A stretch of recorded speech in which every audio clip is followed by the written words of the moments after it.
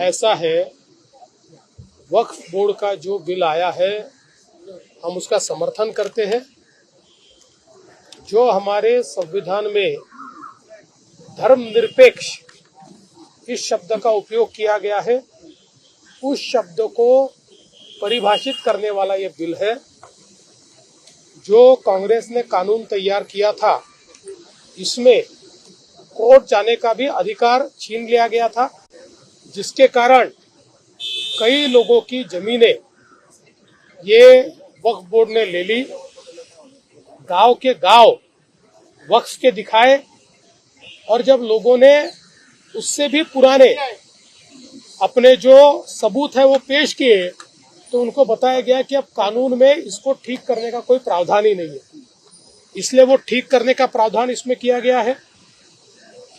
जो वक्फ की जमीनें वक्फ के नाम से जमा की और कांग्रेस के नेताओं ने बाद में उन जमीनों को धीरे धीरे अपने नाम करवा लिया, ऐसी चीजें वो न कर पाए, ऐसे प्रावधान इसमें किए गए हैं। 3 तलाक के बाद महिलाओं को फिर एक बार हमारी मुस्लिम बहनों को वक्फ बोर्ड में भी जगह देने का काम इस बिल ने किया है। ये बिल किसी भी धर्म के खिलाफ नहीं है, किसी भी आस्था के खिलाफ नहीं है, किसी भी आस्था को ठेस पहुंचाने वाला नहीं है। जो गलतियां हुई थी उन गलतियों को सुधारने वाला, और जो लूटना चाहते थे ऐसे लुटेरों को पाबंदी लाने वाला इस प्रकार का ये बिल है। इसलिए मैं ऐसा मानता हूं, जिनकी जिनकी बुद्धि में विवेक शेष है, ऐसे सारे लोग इस बिल को पूरे तरीके से मदद करेंगे। उद्योगपतियों को देने की कोशिश है इस तरीके का अखिलेश यादव या दूसरे तमाम सारे लोग ये बोल रहे हैं। देखिए, ऐसा बोलना मूर्खता है। वो भी जानते हैं कि ऐसा कोई कर नहीं सकता। कानून में ऐसा एक भी प्रावधान नहीं है। ज्वाइंट सिलेक्ट कमेटी में एक भी इस प्रकार का प्रावधान वो नहीं दिखा पाए कि जिससे ये उद्योगपतियों को 1 इंच भी जमीन दी जा सके। ज्वाइंट सिलेक्ट कमेटी में वो निरुत्तर हो गए, कोई जवाब नहीं दे पाए, इसलिए अब यहाँ आकर विरोध कर रहे हैं। पूरा विरोध है, ये केवल वोट की राजनीति है, ये तुष्टीकरण की राजनीति है, एक प्रकार से तलवे चाटने की राजनीति ये लोग कर रहे हैं। मैं ऐसा मानता हूं कि जिनका जिनका विवेक शेष है, ऐसे कोई भी पार्टी के लोग कभी भी इस बिल का विरोध नहीं कर सकते।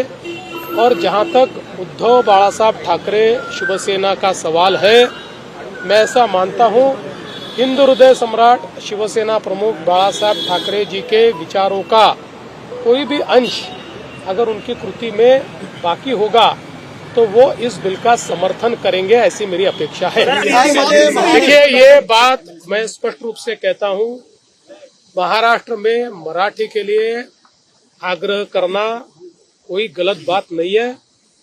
सरकार का भी मानना है कि मराठी का उपयोग ज्यादा से ज्यादा होना चाहिए, किंतु अगर उसके लिए कोई कानून हाथ में लेता है तो कानून उसके ऊपर कार्रवाई करे। देवेंद्र जी, आज समीक्षा बैठक की है आपने, और समीक्षा बैठक में भी विभागों ने हरा रंग पास किया है,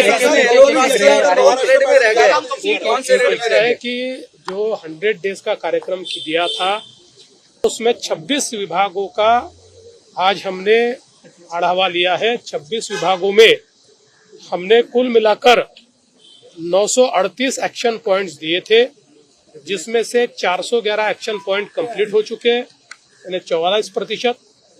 372 एक्शन पॉइंट्स ये अंतिम चरण में है, यानी 40%। इसका मतलब 84% 100 दिनों का कार्यक्रम एकदम लाइन पर है।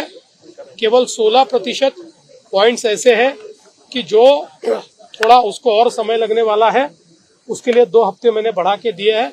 मेरा विश्वास है कि इस कार्यक्रम को हम अच्छी तरह से पूरे करेंगे। CEN न्यूज, देश प्रदेश की ताजा तरीन खबरों के लिए CEN न्यूज को सब्सक्राइब करें और रहें पल पल की खबर से हर पल बाखबर।